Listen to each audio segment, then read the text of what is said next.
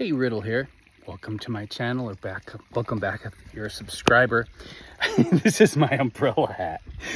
Yes, I'm old enough that I've lost my vanities. And this is one of my favorite things because it not only does it protect me from the sun, I'm hands-free. You can pick one of these up pretty inexpensively on Amazon. And the only thing I recommend is that you reinforce the seams with hot glue or super glue, because like everything that is manufactured out of the country now, it's falling apart at the seams, literally. Okay, so this video, a couple weeks ago, I posted how I started this potato journey. And one of the first potatoes that seeds that I bought were this really nice, fancy French variety, R-A-A-T. I don't know if that's pronounced Ray or what the exact pronunciation of the potato is, but it's supposed to be one of the most delicious fingerling tomatoes in the world, and has a nice nutty flavor to it, a nice starchy nutty flavor. And I started it in grow bags. And the thing is, like I showed you in the other videos, you want to start the grow bag, you actually just start the soil like way down here, only like 4 inches. And then as the tomato grows, you fill in soil around the stem. And then you just keep doing that. And then you're going to have this huge amount of potatoes going long and deep into the soil come harvest time, instead of just putting it in a regular pot and or a garden and being limited to the maximum amount of potatoes that you could harvest. Here's another idea. You can make a potato tower. That's what this is. A little more difficult, but what happened with these is they grew so quickly that my soil is almost filled to the top on this one, and the plants are exceeding the bag already. So we're gonna have potatoes going a good, well, you see that bag's probably about 20 inches tall, and the potatoes are going to be growing and filling the bag almost all the way to the bottom, which is really exciting. So what do we do now? Now that we have maximized the bag and I've continued to fill soil in the bag, and I only have about 3 or 4 more inches in the top of the grow bag to fill soil around the stems of the potatoes. Well, what we're going to do, because these potatoes were not cheap, is we're going to do cuttings, which is super, super easy. So basically, you can see here, I need to fill the soil in around these because they're growing like crazy. I'm starting my new bucket here, and I'm only going to fill up the soil about 6 inches, maybe 6 to 8 inches. And you want to use a soil that is has a lot of sand in it and well drained. So I ordered a big amount of sand to be delivered to the house, and it's a good 25% or more sand already. Because the thing with tubers, obviously, is that they hold a lot of moisture already. So if you use a soil that has, that doesn't drain well, the potatoes are gonna rot and they're gonna hate it. Now that being said, I'm still gonna add some sphagnum to the soil to hold a little bit of moisture and to enrich the soil, and also make it a little more fluffy so that the tubers can grow a little more easy. Because the thing about the sand dense soil is that it gets so heavy and so solid that may retard or prohibit the growth of the baby potatoes.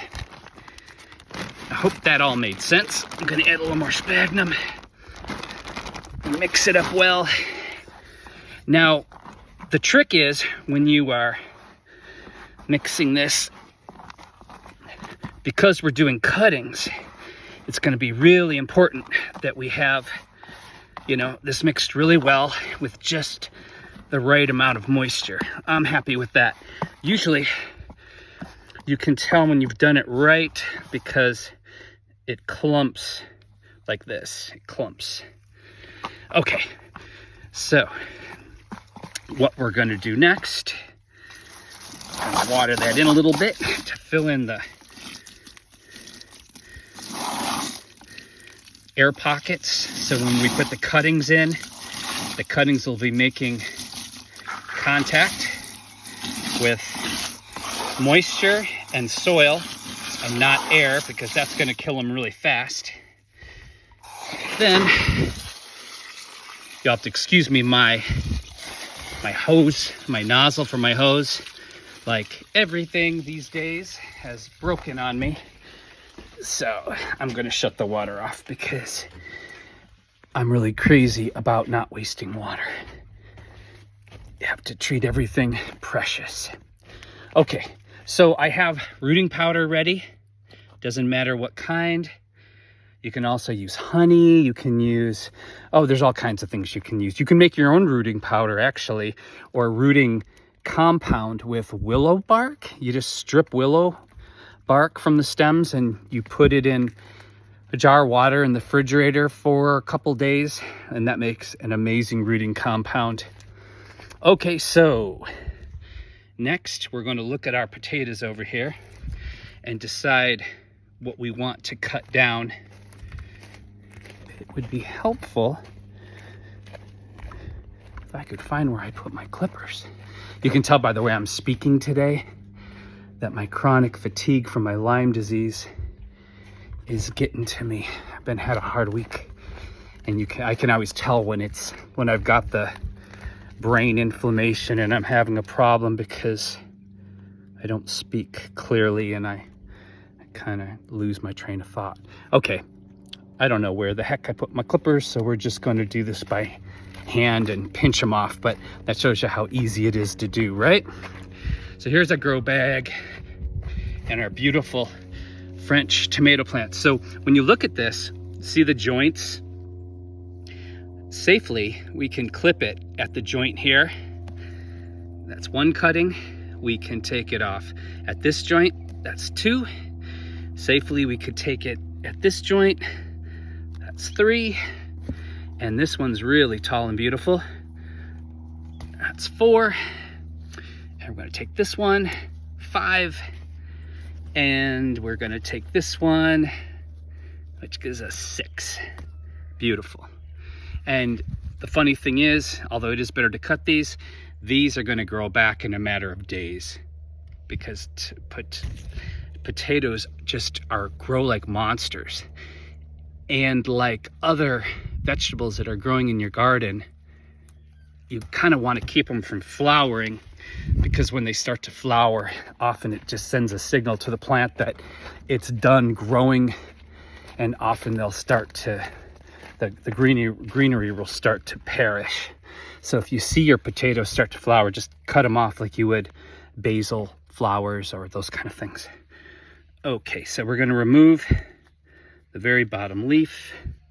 Going to give it a little jab of rooting powder, and in it goes. And then I'm going to push the soil around it a little bit to make sure it's making good contact with my cutting.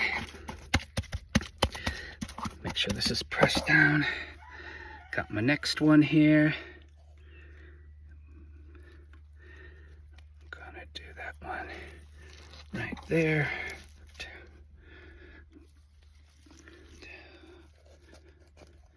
Do one in the center. 3. Of course, you don't want to do too many. It should make sense, because you don't want them to be competing, and then that's going to affect the growth and how many potatoes they can make. There's number 4. There's number 5. Just getting it nice, like 2 to 3 inches, the nodes, so they can start making roots. And 6. Hear a bird out there crowing away. Okay, and that's it. If you want to be really safe, you could put a little shot of water on it, but I have really loaded this up with moisture, so I'm not worried about it. Another thing, if you're doing cuttings, it's probably best to keep them out of the sun for a couple days, so they don't have the stress of having to to deal with losing moisture and the sun, or you could just put a piece of shade cloth on this until the roots start to establish a little bit and you see the cuttings perk back up. These possibly will definitely go into shock and wilt a little bit, and you may lose some of your leaves, especially the ones around the bottom, but that's okay. Eventually you will see them returgor, which means they're going to get firm again and stand back up, and then they're going to start to grow. And when they do start to grow, like these ones, then we're going to come in once again with our mix of soil and fill the soil up and only leave like 3 inches of the plant coming out of the top. And then again, when it gets, the soil level gets up to here, all this is going to be potatoes. And then I will do the same thing. I will start another pot with cuttings. And then by the end of August, I'm probably going to have conservatively 10 pots of tomatoes going down this fence where I bought these expensive French finger lime potato starts, and now I'm going to be able to multiply them for a little more than a little bit of work and ingenuity. Okay, I hope I'm making sense today. I'm feeling a little insecure about this video. Comes along with the territory. Lyme disease is real and it sucks. Okay, take care of yourselves and take care of each other.